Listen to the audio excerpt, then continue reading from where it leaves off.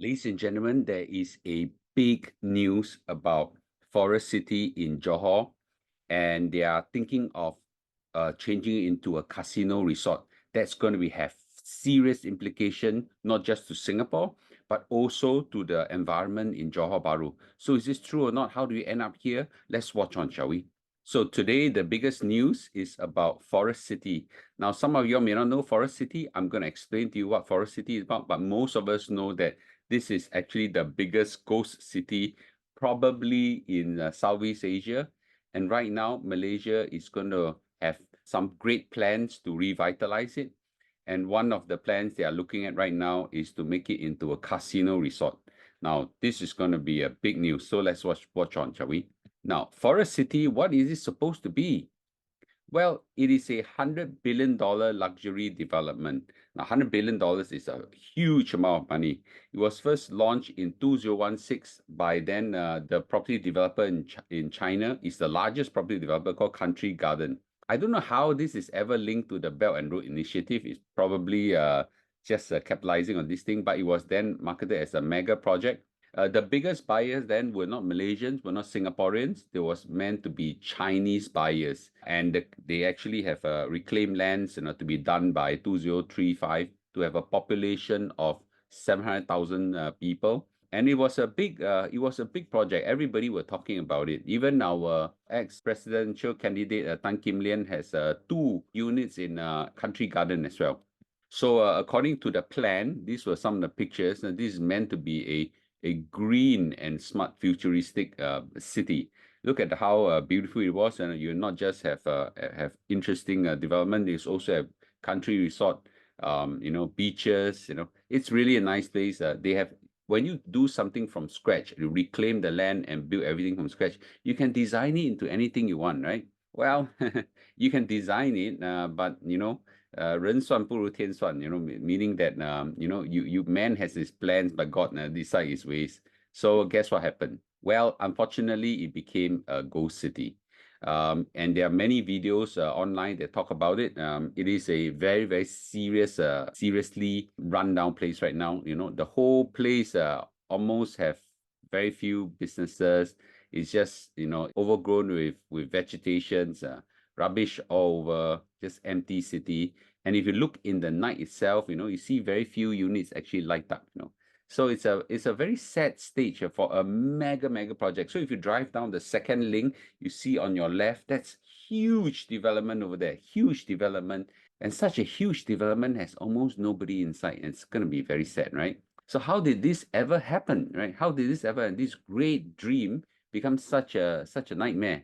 Well, there are two main reasons. Number one is local Malaysian politics, okay? And second one is a external reason in China. So the local Malaysian politics was pro Forest City. That was during Najib time. I think a lot of handshakes were being done. Allegedly, maybe some under-table money were exchanged between who and who, we don't know. Then there was a huge change of political powers, and then Prime Minister Dr. Mahathir came on board. It's basically pretty anti-China Chinese investments. And then there were a lot of sentiments then on the ground that was really against this. It's like selling, part of Malaysia away to China. So when he became the PM, he put the brakes on a number of these China-backed projects. So he basically said that foreigners, you want to buy, you can buy. You throw money at us, I'll take, okay? But I will not give you visa. This is a big turn off, because if you have no visa, then all these foreigners cannot come here and stay, right? It's such a big dampener that suddenly the doors were all closed for foreigners who are trying to find a holiday house or retirement house in Malaysia. So that's it, right? Forest City then just went down. The biggest buyer of Forest City were the Chinese. Now, the Chinese look at Shenzhen and Hong Kong and just say that, wow, Shenzhen has gone up so much because they're near to Hong Kong. Then the marketeers, Country Garden, then say that, okay, look at Singapore and Johor. They're so near, right? Forest City will be like Shenzhen to Singapore. So as a result, it was an easy sell. So many Chinese bought Forest City. Well, in 2016, China added capital flow restriction, okay, after the Chinese yuan depreciated. Chinese buyers can buy, but they cannot pay for the unit. So as a result, guess what? It's difficult for Chinese to buy, and as a result, that's it. If I understand correctly, there might even be people who paid partially for it, but couldn't fulfill it in full because they were just capital control. And to make matter worse, when COVID-19 happened, China basically shut down all the borders and nobody would have gone out. So a lot of people who have bought it actually thought that they want to go there for holidays or retirement. No chance, no chance. Nobody could get out, and it was the harshest border restrictions ever in the world. As a result, nobody is interested anymore in Country Garden from China. To make matter worse, China right now is in a serious property crash, right? It's a big, huge property crash, and there's some rumors that this property crash may even last like that of Japan for 30 years. So the developer Country Garden is in almost $200 billion worth of debt. And only about 10% of Forest City was built. So there's no chance, right, for it to ever been built to the scale that it wants. So right now, the builder itself and the owner has gone down under, and the project couldn't take on. So it's a very serious situation that Forest City is now facing. So currently, only about 1.3% of Forest City is being occupied. 9,000 people now stay in Forest City compared to the 700,000 population target. It's a very, very small one. So no wonder they call it a ghost city. To make matter worse, when you have a self-fulfilling prophecy where people start calling it ghost city, you eventually become ghost city because people just don't want to come to ghost city, right? So it's a self-fulfilling prophecy, and just the situation is just bad, bad, bad. So many of us already kind of know how Forest City came about, end up where it is, and probably if nothing happens, it will just get worse and worse and just be a white elephant sitting on the left side of the Tuas Causeway. But the Malaysian government is working hard to see, let's not let this go to waste. And certain forces are right now in place to possibly turn it around. Number one is Prime Minister Anwar Ibrahim is now in power, and he's, in my opinion, pretty good Prime Minister. He has announced that the Forest City will have a special financial zone with huge tax incentives to do many financial businesses and income tax rate caps and things like that. So he's trying to make that place, vibrant by having some commercial incentive over there. This will boost investments and growth and economic activities in the state of Johor. And the Johor Metri Besar also make the statement that the Forest City now have the KL's backing in supporting some of this joint economic zone with Singapore. This is a good start, that there are signals that the government is trying to revitalize this place and not make it into a white elephant or a ghost city. So there's a big event that's happened right now that's in favor of Forest City. The Johor Sultan all the while has a stake in Forest City. Forest City is 60% owned by Country Garden, which is a China developer, and the rest is held by a local company which Sultan Ibrahim actually have a controlling stake in it. The Johor Sultan has now been rotated into become the Agong, which is the king of the entire Malaysia, and so he's a very powerful position right now.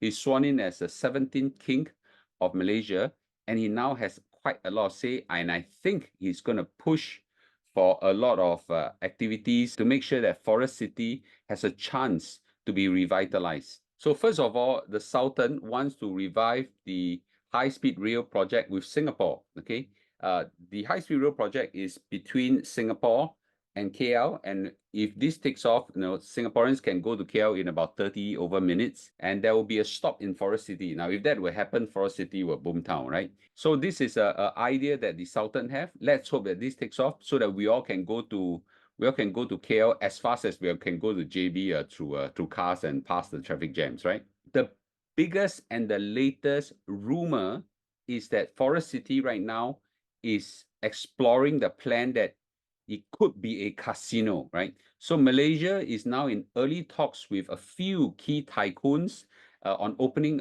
but there are talks that this possibility is now happening, right? I think Lim Kok Teh of Genting is also in talks with them. Politicians and businessmen now are in talks and see whether is there a chance that Forest City could have casino inside and possibly a resort like Genting Highlands, okay, to be built in Forest City. And you conceptually think casino usually are quite far away from most built-up areas, and Forest City is actually decently far away, right, from JB town itself, right? If you look at it, it's actually quite far away in man-made built islands and things like that. So I think it's a possibility that a casino could be there. So could it be the next Genting Highlands, right? Now, Genting Highlands is of course the iconic casino of Malaysia. It's very successful over the years.